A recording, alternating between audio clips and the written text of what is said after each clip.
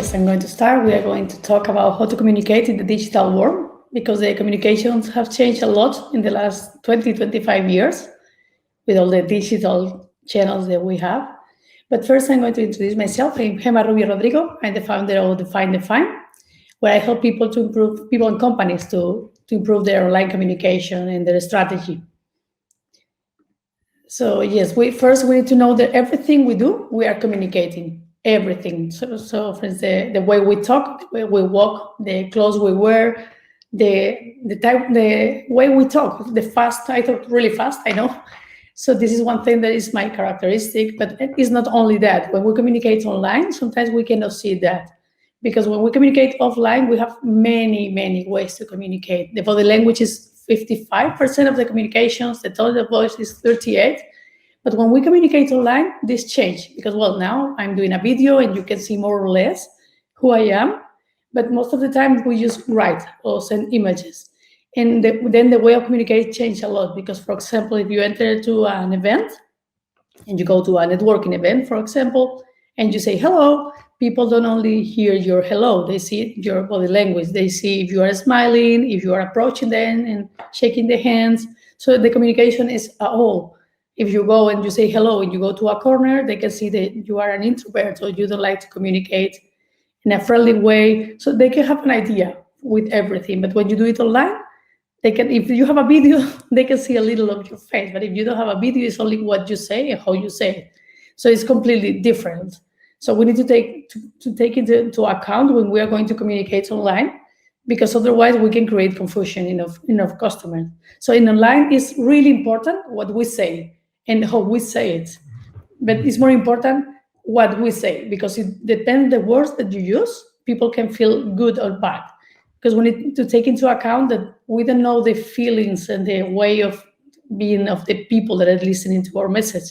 So if you are talking to someone that they are having a problem, or maybe they just lost their job, or they have COVID and they are sick, or they just had an argument, then the same sentence they can interpret in a negative way. Or you have the best day of your life, then you can interpret the same way in a positive way. So you need to be really careful with the way you say things and how you use your words, because people they are not having another life, and you don't know how they are going to see it and how they are going to feel about what you are saying to them and how you are talking to them. So the online is really important, the words, and we need to pay attention to it, because we need to be ourselves. We need to communicate in a really genuine way. We need to understand that we don't need to follow the trends. Everyone is trying to communicate in the same way, doing the things that they think it's working. But if you are not yourself and you don't communicate in a really friendly way, in a way that people cannot get offended, it's going to be really difficult for you. For example, I always like to put an example in social media, in LinkedIn, for example. If you go to LinkedIn, like before I told you that when you go to a networking event, you can say hello, but you have a lot of things that are communicating from you.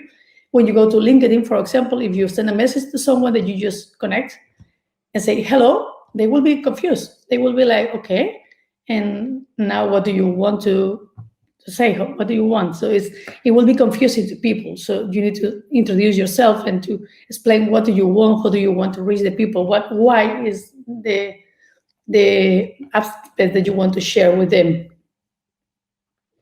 And to know how to approach people, how to approach your customers in a better way, you need to know who they are. You need to know to who you are talking, and you know their needs, their concerns, if they have any kind of problems.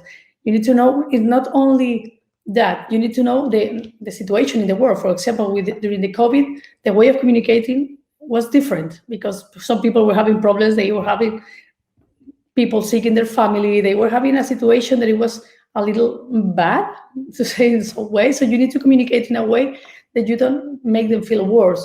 And also, it's not the same the way you communicate to customers. For example, if you communicate to a 30 years old that is single, studying and living in the Netherlands, for example, than if you communicate to a 30 years old person that is married with 4 kids and running a company. So you need to define really good your target and to know who they are, and talk in the way that they can understand and they can feel good. Because even having the same age and the same gender, the way of communicating is completely different depending who they are in their lives and their background. So it's really good to know your customers and the people that you are reaching to communicate in a way that they can understand what you want to tell them. And it's really, really important to manage our customer expectations, because we need to be aware that what you said before, when you communicate online, they don't see, they only see what they see about through the screen. So for example, if you have a meeting and you are being late, you need to tell them that you are going to be late as soon as possible. And if you are going to deliver a product or a service and it's a delay, you need to tell them. Or if, for example, they have a problem, do you have a platform online, or you have a service and they send you a message, you need to answer to them and to tell them something, because if you don't answer, then there is a big problem.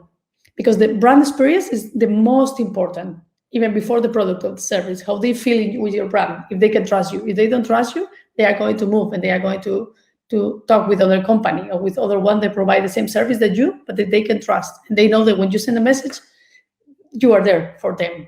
So this is really, really important.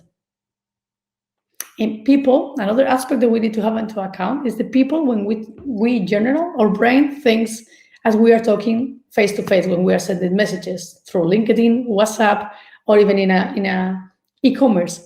So we need to have this into account, because when you communicate and you send a message to someone, we need to have into account that they are going to interpret that we are talking face-to-face. So we need to be careful. We need to put some filters and only say the things that we will say face-to-face. Because face-to-face, we have filters. We don't say bad things to people. We don't leave people without answers. So we are some attitudes that we have offline that we need to start implementing online too, because it's really rude when a customer sends you a message and you don't answer back, or when people is rude. If they are rude to you, your customer is rude to you, you need to be diplomatic and try to explain to them that they cannot talk to you like this, but don't go into this fight, because then it's like when you are face-to-face, you need to think that you are talking people to people. And yes, a screen between you and the customer, but it's only a screen. You are talking to people, it's real people behind the screen. So you need to have this into account. So then always answer the messages. And also when you talk in an individual, as an individual, in LinkedIn, for example, if there is people that connect with you and they start selling you in the first contact. So it's really rude not to answer, because you never know what can happen and how it can turn. So you can always say, no, thank you, I'm not interested, but always answer to your customers, even if you don't have the answer for them.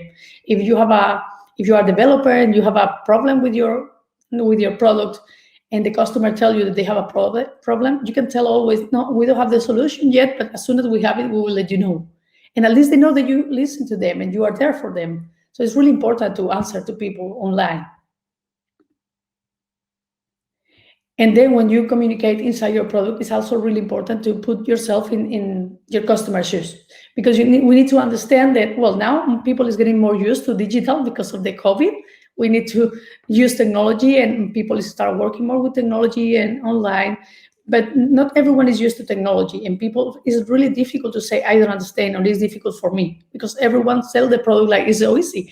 So we need to take into account this also, and we need to take into account that, yes, it's easy for us that we are doing it, but sometimes the customers don't understand. So we need to put ourselves into their shoes and try to think, okay, what can we do to make it easy for them? How can we communicate to them to make it easy? So depending who our target is, we can maybe do videos to them, or we can create frequent asked questions for them, or we can create complement material to make them easy, to help them to be there for them. So because it's really important to communicate in a way that everyone feel welcome.